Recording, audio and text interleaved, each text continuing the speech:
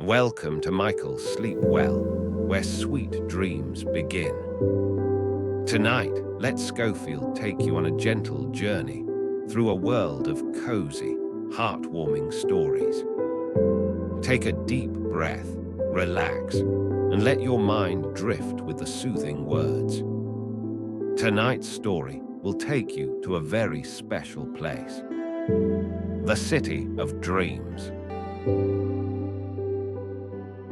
Once upon a time, in a quiet village nestled on the edge of the mountains, there lived a little girl named Lai. She lived with her grandmother in a cozy wooden cottage, surrounded by whispering trees and wildflowers that glowed under the moonlight. Every night, before going to bed, Lai's grandmother would tell her magical stories of faraway lands and impossible dreams. But one evening, as the stars began to blink in the sky, Lai looked at her grandmother with wide, wondering eyes. "Grandma," she asked, "are dreams real?" Her grandmother smiled, the kind of smile that held many secrets. "Some dreams," she said softly, "are doors. If you believe enough, they might open." That night, Lai tucked herself under the warm blanket and closed her eyes, her heart fluttering with curiosity.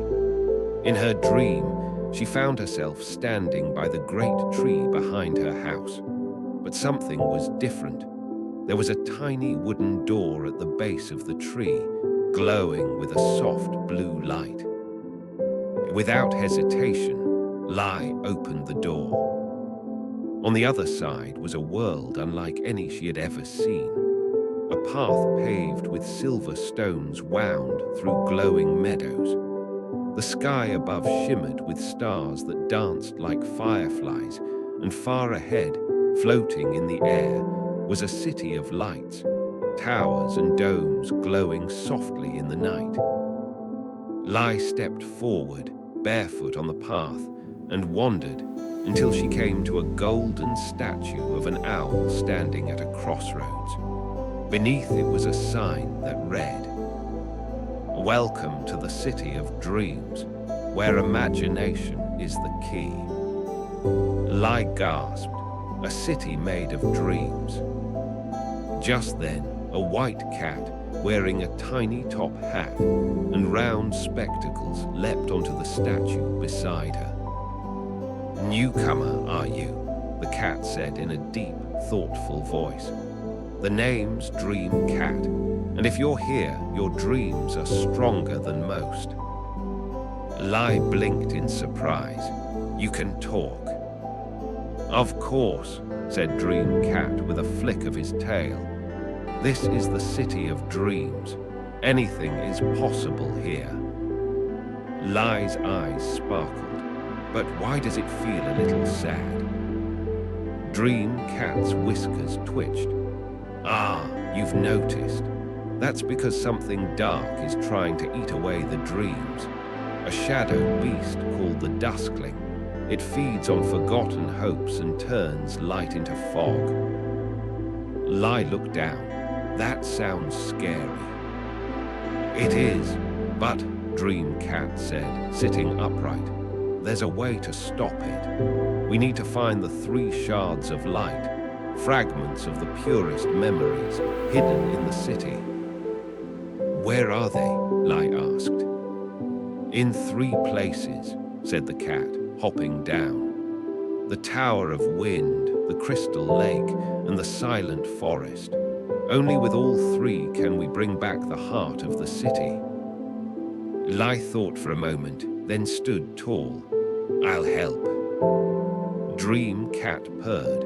"I was hoping you'd say that."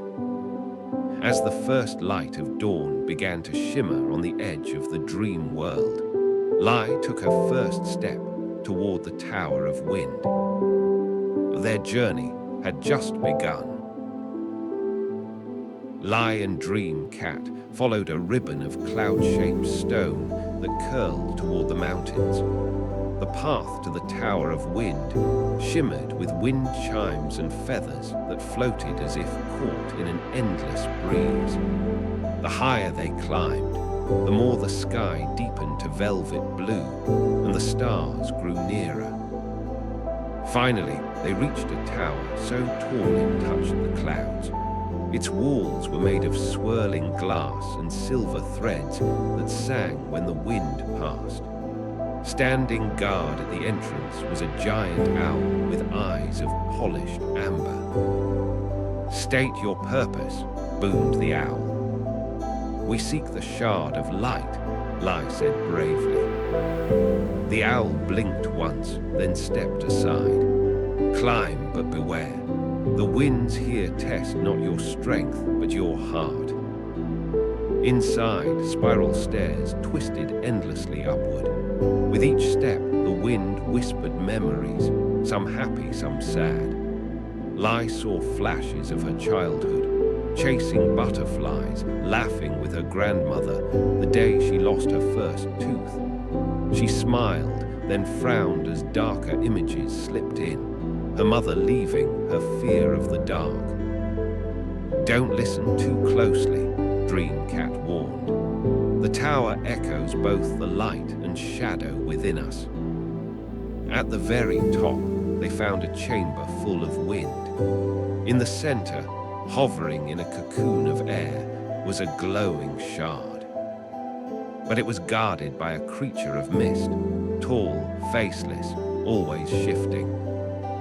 "To claim the shard," the creature said, "you must release a fear." Lai hesitated, "But I'm afraid of so many things." The creature waited. Then she spoke. "I'm afraid of losing my grandmother."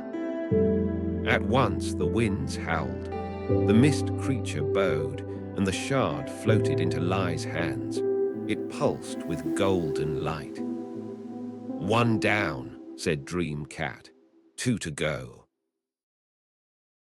They traveled through dream meadows where time flowed like syrup and reached the shores of a vast lake so still it reflected not only the sky, but Lai's deepest thoughts.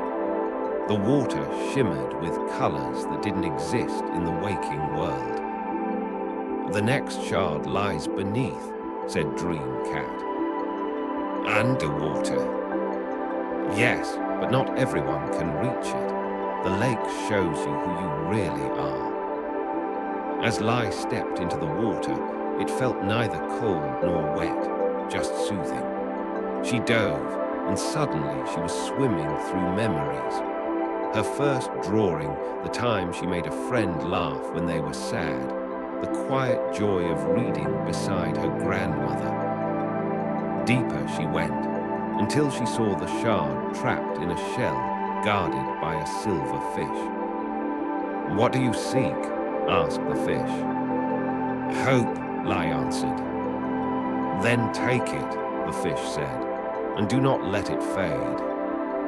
She reached out and touched the shard. Light burst around her, and she shot upward to the surface, gasping, the second shard glowing in her palm. Dreamcat purred. "You're stronger than you look." The final journey led them to the silent forest, a place where even footsteps made no sound. The trees were tall and dark, their leaves shimmering like glass. Lai and Dreamcat entered carefully. The silence pressed on them like a thick blanket. "Why is it so quiet?" Lai whispered. "Because this is where forgotten dreams come to sleep," said the cat.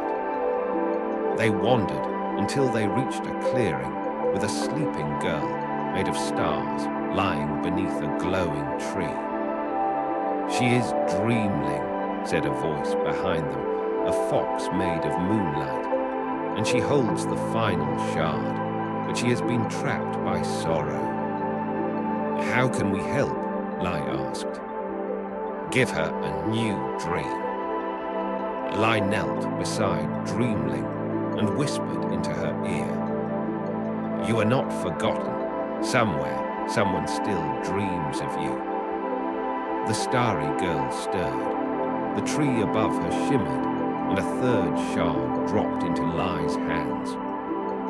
The forest sighed, and sound returned.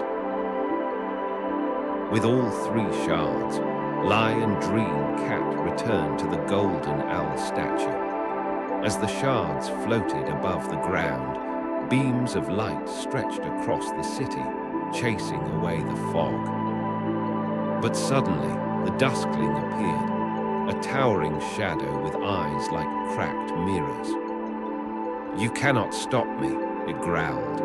All dreams fade.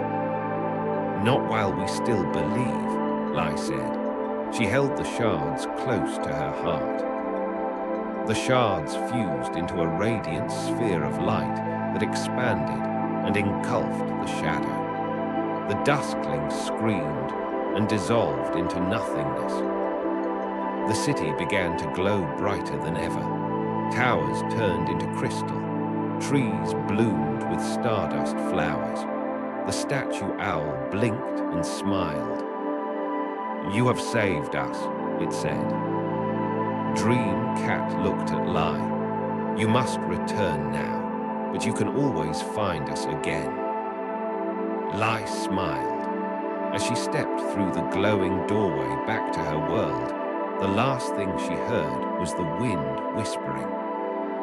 Dreams never truly end. They wait for us to return.